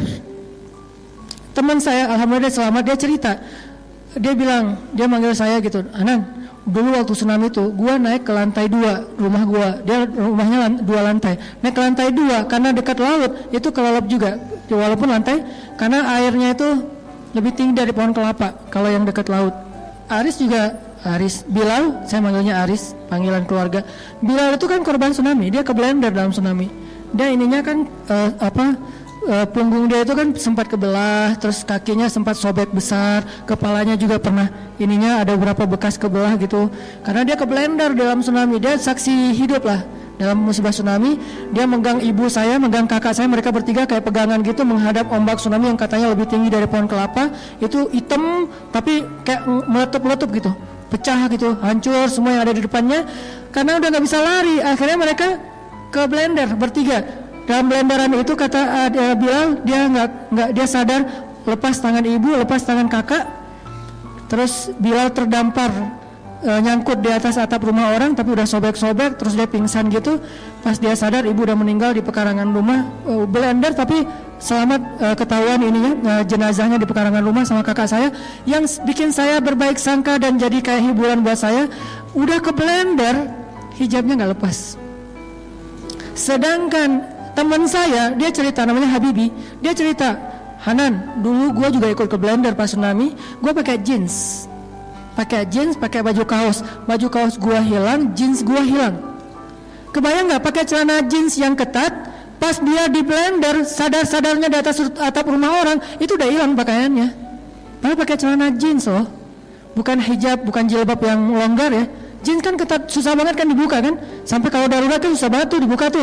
Itu padahal ngebuka pakai tangan kita aja susah, buka kancingnya dulu itu susah, apalagi di blender harusnya kan, apalagi dalam air harusnya kan nggak kebuka. Tapi saking parahnya tuh blenderannya, Habibi ini selamat udah nggak pakai jeans, udah nggak pakai kaos.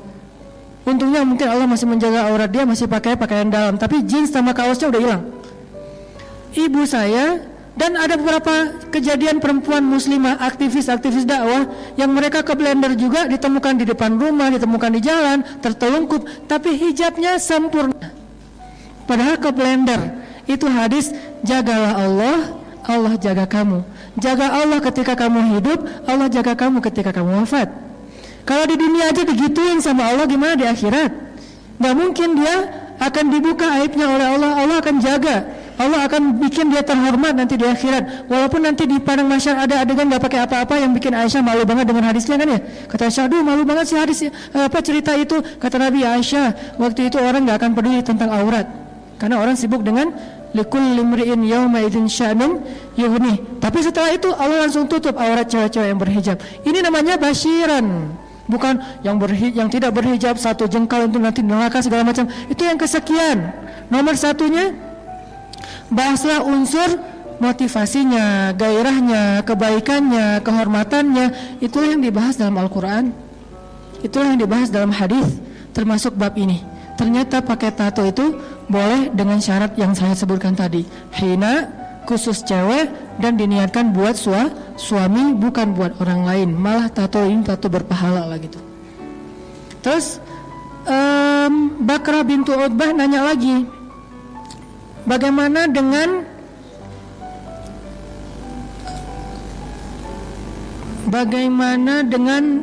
rambut yang tumbuh di wajah? Apakah boleh aku membersihkannya, wahai Aisyah? Maksud rambut di sini bukan alis ya, karena kalau alis itu bukan rambut, namanya alis. Rambut yang tumbuh di wajah cewek itu kadang kumis, kan ada kadang-kadang beberapa perempuan yang hormon tertentu dia kayak ada kumisnya atau ada kayak sedikit rambut di sini, jambang lah kalau laki-laki gitu kan. Bolehkah aku membersihkannya supaya cantik? Karena itu natural kan, bukan sesuatu yang apa gitu, dan bukan penyakit juga. Apa kata Aisyah? Jika engkau punya suami, nih, kalau belum punya suami maka tidak ada kepentingan. Jika engkau punya suami dan membuatmu lebih cantik, maka lakukanlah. Sampai gitu-gitu amat Aisyah mengajarkan tentang dandan kepada sahabiat, kepada perempuan-perempuan soleh di zamannya. Lalu ada seorang sahabiat cewek Ansor datang ke rumah Aisyah. Pas sampai di rumah Aisyah dia buka kerudung, karena sesama cewek kan. Dia buka kerudung, rambutnya tidak rapi. Apa kata Aisyah? Wahai perempuan, rapikanlah rambutmu untuk menyenangkan suamimu. Rapikanlah rambutmu untuk menyenangkan suamimu. Berarti krimbat itu ibadah. Kalau niatnya buat suami, kalau nggak bisa krimbat di tempat yang profesional, minimal kita pakai sampo, kita bersih-bersih, kita menjaga keharuman dari rambut kita. Apalagi perempuan yang berhijab mungkin ada sedikit challenge. Saya nggak mengatakan beban, tapi challenge, karena kita kan senang dengan challenge ya. Sekarang challenge macam-macam gitu, sampai ada Ustadz challenge. Tapi nggak apa-apa lah Ustadz challenge-nya daripada Dele challenge kan. Munculnya bebarengan lagi, ada Dele, ada Ustadz. Mudah-mudahan jadi kayak alternatif juga. Itu challenge lah buat cewek yang berhijab, mungkin karena sering ketutup, dia harus lebih sering keramas, dia harus lebih sering bersihin rambutnya, dia harus lebih mentreat rambutnya lebih ekstra dibandingkan yang nggak berhijab. Dan ekstranya ini, challenge-nya ini adalah bagian dari ibadah seorang muslimah, bukan beban. Wah, nggak simpel banget sih hidup, repot banget. Justru repotnya itu adalah ibadah tambahan, kayak ibadah sunnah. Kalau nggak repot, nggak ada tambahan ibadah. Karena al-jaza ala qadril masyaqqah, balasan tergantung jenis repotnya. Makin repot, makin besar pahala, tergantung jenis kesulitan dalam beramal saleh. Jadi ibu-ibu yang dirahmati Allah SWT, ini satu lagi hadis. Suatu ketika perempuan-perempuan Ansor berkumpul di rumah Aisyah radhiyallahu anha. Lalu Aisyah menasihati mereka. Ini nasihat Aisyah untuk perempuan Ansor, berarti untuk kita juga. Wahai para istri, bertakwalah kepada Rabb kalian, taatilah suami kalian, sempurnakanlah wudhu kalian, dirikanlah sholat kalian, tunaikanlah zakat kalian, penuhilah keinginan suami kalian dalam hal yang suka ataupun yang tidak kalian suka. Hadis diriwayatkan oleh An-Nasai. 1. Wahai para istri, bertakwalah kepada Rabb kalian, taat kepada Allah. Itu nomor 1, enggak pernah terganti. 2. Taatilah suami kalian. Seolah-olah hadis ini mirip dengan ayat, janganlah kalian menyekutukan Allah dan berbuat baiklah kepada orang tua. Jadi bagi seorang anak, amal soleh nomor 2 terbaik itu adalah berbakti kepada orang tua setelah mentauhidkan Allah. Tapi bagi seorang istri, amal soleh terbaik itu nomor 2 setelah mentauhidkan Allah adalah apa? Taatilah suami kalian. Jadi tergantung status kita sebagai anak atau kita sebagai istri, atau kita sebagai dua-duanya, anak dan istri. Berarti kita punya banyak sekali kebaikan. Taatilah suami kalian. Terus sempurnakanlah wudhu kalian, supaya, karena sebaik-baik perhiasan, sebaik-baik dandanan itu adalah air wudhu. Kalau dandanan kita di dunia itu hanya memberi cahaya wajah kita di dunia saja. Kalau air wudhu memberi cahaya di wajah kita di dunia dan di akhirat. Gak apa-apa berdandan dengan berbagai macam alat kosmetik. Kita bisa punya misalnya beauty case segala macam, yang sampai beauty case-nya bukan case lagi, beauty baggage ya, udah satu bagasi gitu beauty-nya, ya gak masalah juga. Terus sempurnakanlah wudhu kalian, dirikanlah sholat kalian. Karena Aisyah ini ahli ibadah. Aisyah kalau sholat, sholat sunnahnya, dari duha sampai zuhur itu 1 rakaat doang loh. 1 ayat doang. Famanallahu alaina. Dia mulai sholatnya sekitar jam 7:30 atau jam 7 ketika matahari menghangat, kan ukurannya itu ya. Jam 7 mulai sholat duha, selesainya jam berapa? Jam 11. 8, 9, 10, 11. 4 jam. Ayatnya apa? Famanallahu alaina wa waqana adzabas samum. Nangis. Ulang lagi. Famanallahu alaina wa waqana adzabas samum. Ruku, sujud, berdiri. Famanallahu alaina. Entah berapa rakaat, ayatnya itu aja, surat At-Tur. Ayat yang dibaca Aisyah dari pagi, artinya duha, sampai menjelang zuhur, sholat. Makanya Aisyah kalau ngomong kayak gini tuh bukan cuma narasi, udah ngamalin sendiri. Bab taat suaminya, bab menyenangkan suaminya, bab ibadahnya, bab tauhidnya, bab zakatnya. Tunaikanlah zakat kalian, dan yang terakhir, penuhilah keinginan suami kalian dalam hal yang kalian suka atau yang kalian tidak suka, dengan syarat tidak menyelisihi syariat pastinya, karena tidak la ta'atal makhluk fi maksiatil khaliq. Tidak boleh taat kepada makhluk dalam hal bermaksiat kepada khaliq. Sebetulnya ada banyak lagi hadis-hadis tentang, keren banget tentang Aisyah. Ini semua yang saya pernah sampaikan tentang Aisyah. Dulunya saya tidak terlalu suka untuk menyampaikan riwayatnya kepada pendengar, karena emang saya sedang menyampaikan dalam bentuk storytelling. Tapi sebetulnya ada banyak riwayat tentang itu, termasuk berat badan Aisyah itu bukan masalah saya menjat, kalau yang udah lebih berarti nggak soleh. Bukan. Itu adalah sebuah motivasi, karena itu juga relatif kan. Ada yang beratnya 60 itu ideal, ada yang 55. Angka 55 itu dalam bahasa orang Arab bukan angka persis. Orang Arab tuh kalau dibilang 1000 bukan dihitung 1000-nya. Kayak Al-Quran khairun min alfisyah, lebih baik daripada 1000 bulan. Jangan dihitung 1000 bulan, artinya 82 tahun sekian bulan. Bukan. Itu kaidah bahasa Arab, dan kita melihatnya dari angle bahasa aslinya. Bahasa Arab kalau bilang 1000 artinya banyak. Kalau bilang 55 artinya ideal. Ideal itu relatif, tergantung tinggi badan. Ada 55 ideal karena tingginya sekian, ada 55 itu kurang dari ideal karena tingginya sekian. Ada yang 60 baru ideal. Jadi 55 bukan angka yang timbang, 56, aduh nggak soleh, nggak gitu sih. Ini harus diperjelas, mudah-mudahan tidak jadi fitnah. Maksudnya menjaga tubuh itu bagian dari jamal, bagian dari saratka, walaupun itu bukan satu-satunya ciri cewek soleha. Kan ada 3 tadi. Cuman kalau bisa semampu kita, apa salahnya? Dan itu bukan hanya soal berat badan, termasuk lifestyle, termasuk healthy healthy breakfast, kayak gitu-gitu. Kita makan apa ketika sarapan? Aisyah makan apa ketika sarapan? Korma. Kita sarapan misalnya lontong kari misalnya. Oh ya gimana ya? Ya gitu deh. Jadi bukan masalah hanya ukuran badannya, tapi juga termasuk masalah pola makan, pola hidup. Oke, satu lagi, sedikit lagi aja biar kita dapat lebih banyak hadis. Hadis tentang gimana Aisyah menyenangkan hati Nabi SAW dalam banyak adegan, termasuk seru-seruan. Aisyah itu kan anaknya tuh asik gitu kan. Makanya saya bilang gaul, kalau buat saya tuh, istri saya kalau bilang istri usahanan tuh gaul, saya malah bangga. Kenapa? Saya melihat gaul itu positif. Jangan bilang gaul itu negatif, berarti kita menjudge. Karena gaul itu gak selalu negatif. Bukankah hadis Nabi riwayat At-Tirmidzi disahihkan oleh Imam Al-Albani juga? Apa kata Nabi? Al-mu'min alladhi yukhalitun nas wa yasbir ala adahum khairun aw a'zamu ajran minal mu'min alladhi la yukhalitun nas wa la yasbir ala adahum. Cuman saya gak menyampaikan teksnya aja selama ini. Mukmin yang bergaul, yukhalit itu artinya bergaul.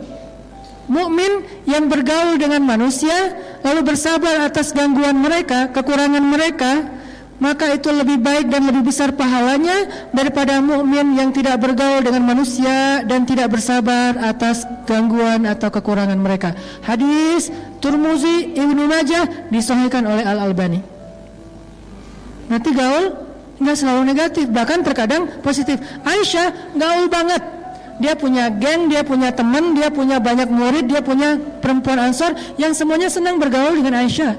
Tapi gaulnya Aisyah bukan keluyuran keluar rumah tanpa mahram, bukan. Gaulnya Aisyah dengan perempuan. Kan gaul gak harus selalu keluar rumah kan, di dalam rumah juga bisa gaul, ke rumah tetangga juga bisa gaul, ke rumah temannya juga bisa gaul. Kalau sekarang mungkin sosmed gitu, punya geng sendiri di dalam grupnya, itu kan gaul. Nah ini ada hadis, karena gaulnya Aisyah, dia tuh anaknya tuh asik gitu sama Nabi. Asik banget, seru banget, gak ada, namanya juga garam ya, kayak renyah, gurih, nyaman gitu. Nabi suatu hari pulang ke rumah, melihat Aisyah lagi bermain dengan teman-temannya. Bermain dengan teman-temannya. Teman-teman di sini artinya gengnya Aisyah. Lalu Nabi SAW bertanya, wahai Aisyah lagi ngapain? Kami sedang bernyanyi ya Rasulullah. Maka Nabi pun duduk mendengarkan mereka bernyanyi. Lalu datang Abu Bakar. Abu Bakar marah, ya Aisyah, kok kamu pakai seruling-seruling setan di rumah Nabi? Kata Nabi, wahai Abu Bakar, biarkan mereka bersenang-senang. Hari ini adalah hari rayanya kabilah Fulan bin Fulan. Satu. Kedua, Nabi lagi pulang ya. Ini lucu nih. Nabi lagi pulang ke rumah, tiba-tiba Nabi ngelihat di balik tirai yang kesingkap angin, Aisyah lagi main di kamarnya. Main apa? Main boneka-bonekaan. Hadis ini terjadi ketika Aisyah baru menikah dengan Nabi, dan waktu itu usia Aisyah masih anak-anak, usia 12 tahun lah ya. Bukan ketika Aisyah sudah ABG, karena ada adegan anak-anak, adegan ABG, adegan dewasa. Bahas Aisyah sesuai dengan zamannya. Nah Aisyah lagi kayak main boneka-bonekaan gitu. Terus di tengah-tengah boneka itu ada patung kuda yang terbuat dari kayu, dan kudanya ada sayapnya. Terus pas Nabi datang, Nabi langsung duduk di sebelah Aisyah. Nabi nanya gini, Aisyah ini apa? Kata Nabi. Nabi kayak pas datang lihat Aisyah lagi kayak main-main gitu, lagi ngatur-ngatur kayak kalau sekarang tuh kayak Barbie, terus kayak Ana siapa gitu-gitu kan ya. Jadi banyak boneka-boneka gitu diatur-atur sama Aisyah. Di tengah-tengahnya ada kuda bersayap. Nabi langsung duduk sebelah Aisyah. Nabi nanya, Aisyah ini apa? Oh ini boneka-boneka aku, kata Aisyah. Terus kalau ini apa? Oh ini kuda. Nabi bilang, memang kuda ada sayapnya. Apa jawaban Aisyah? Ya Rasulullah, emang Nabi gak pernah dengar kalau Sulaiman itu punya kuda dan punya banyak sayap?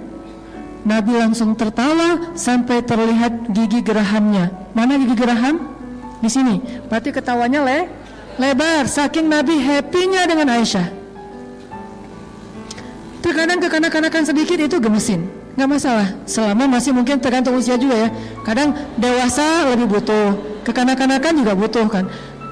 Buat saya sih bukan berarti kekanak-kanakan tuh harus jadi anak-anak, enggak. Kayak manja, kayak caper-caperan, itu bikin suami kadang kayak ngerasa cowok banget lah ya. Jadi kayak cowok sejati gitu, dimanjain sama istri. Jangan terlalu mandiri juga kadang-kadang. Karena kalau ibu-ibu terlalu mandiri, suami jadi ngerasa gak punya kesempatan jadi seorang cowok sejati gitu.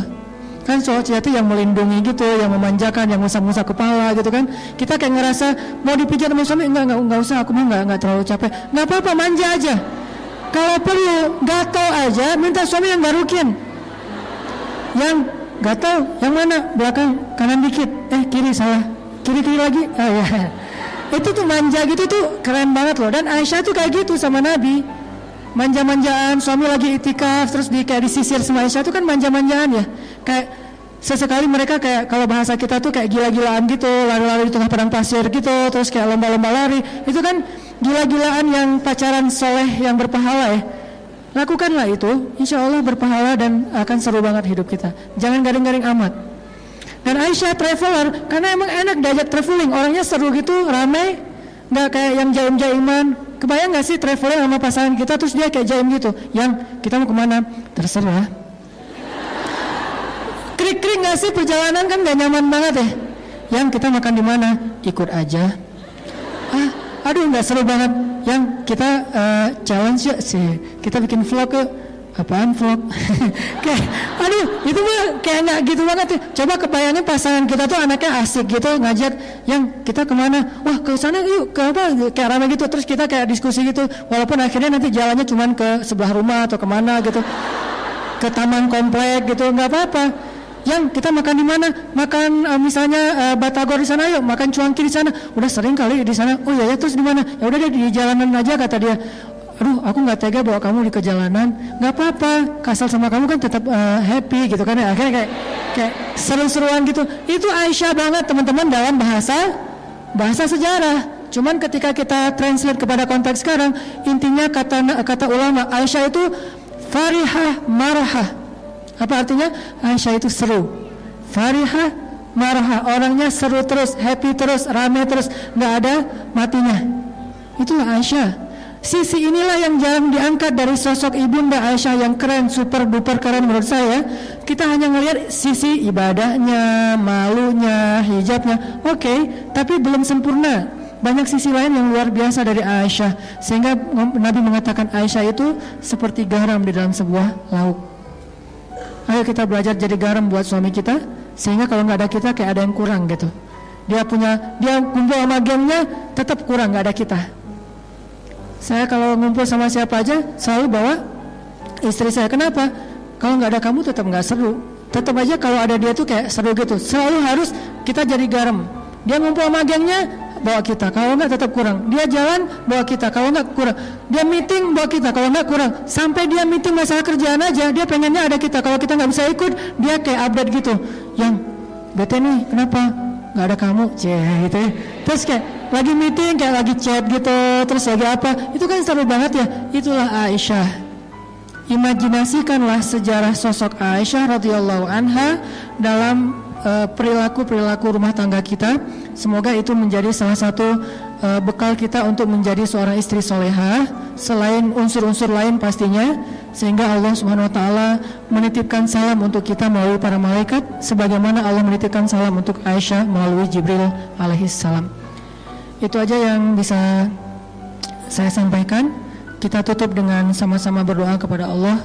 Semoga apa yang sudah kita dapatkan hari ini bukan hanya sekedar menjadi wawasan, tapi bisa jadi amal soleh kita, bisa jadi moral kita, bisa jadi akhlak kita. Nggak ada yang sempurna pastinya. Semua kita belajar. Laki-laki belajar menjadi suami yang lebih baik, perempuan belajar menjadi istri yang lebih solehah. Semuanya tumbuh, semuanya belajar dari kesalahannya, belajar dari percekcokan rumah tangganya, belajar dari kesalahpahaman di antara mereka. Belajar, bukan merasa udah paling sempurna. Justru kita belajar karena kita merasa banyak kurangnya, lalu kita memperbaiki diri. Insya Allah dengan kayak gitu rumah tangga kita akan Allah menjadi rumah tangga yang dicemburui oleh para malaikat, sebagaimana malaikat cemburu kepada rumah tangga Ibrahim dan rumah tangganya Imran alaihi radhiyallahu an.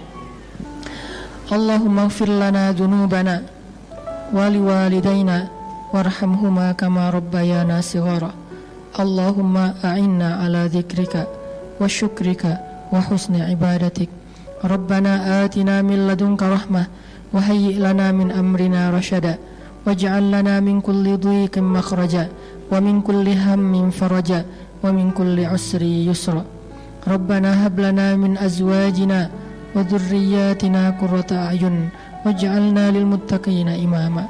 Ya Allah, ampunkanlah dosa-dosa kami ya Allah. Dosa kami sebagai anak untuk ayah dan bunda kami ya Allah. Dosa kami sebagai seorang istri untuk suami kami ya Allah. Dosa kami sebagai seorang kakak untuk adik kami ya Allah. Dosa kami sebagai seorang ibu untuk anak-anak kami ya Allah. Dosa kami sebagai murid untuk guru-guru kami ya Allah. Dosa kami sebagai seorang perempuan untuk masyarakat kami ya Allah. Ampunkanlah dosa-dosa kami yang kadang kami tidak sadar melakukannya, tetapi dosa-dosa itu telah menutup hati kami sehingga membuat kami sulit khusyuk di dalam sholat, membuat kami sering gampang tersinggung ketika dinasihati, membuat kami enggan memperbaiki diri, membuat kami jauh dari orang-orang yang solih. Ampunkanlah dosa-dosa kami ya Allah. Jangan Engkau marah kepada kami karena dosa-dosa kami tidak mengerti ya Allah. Maafkanlah kesalahan kami. Ilahana, ajarkanlah kami menjadi seorang qurrata ayun, penyejuk mata bagi pasangan kami. Karena salah satu di antara doa orang yang beriman, Rabbana hablana min azwajina wa dzurriyyatina qurrata ayun. Ya Allah, ya Rabbana, jadikanlah pasangan kami atau istri kami, anak-anak kami penyejuk mata bagi kami, dan jadikanlah kami sebagai imam dalam ketakwaan.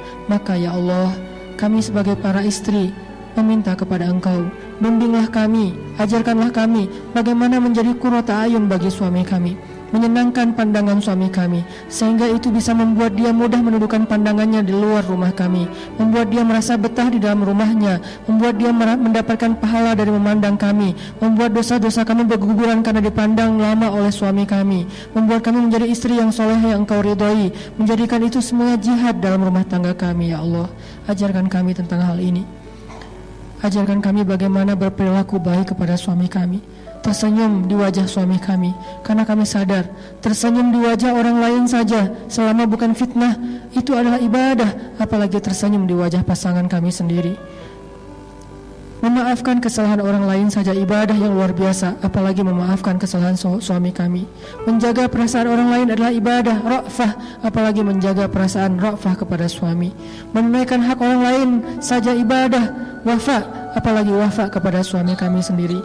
Tidak ada amal solih yang menjadi kebaikan untuk orang lain, kecuali itu juga kebaikan jika kami lakukan kepada suami kami sendiri. Ya Allah, Ilahana, ajarkan kami hikmah, ajarkan kami kecerdasan Bunda Aisyah radhiyallahu anha, ajarkan kami briliannya Aisyah radhiyallahu anha, ajarkan kami sifat solehahnya Aisyah radhiyallahu anha, ajarkan kami sifat pemalunya Aisyah radhiyallahu anha, ajarkan kami sisi asiknya Aisyah radhiyallahu anha. Jadikanlah kami garam untuk suami kami sebagaimana Aisyah menjadi garam untuk Rasulullah sallallahu alaihi wasallam.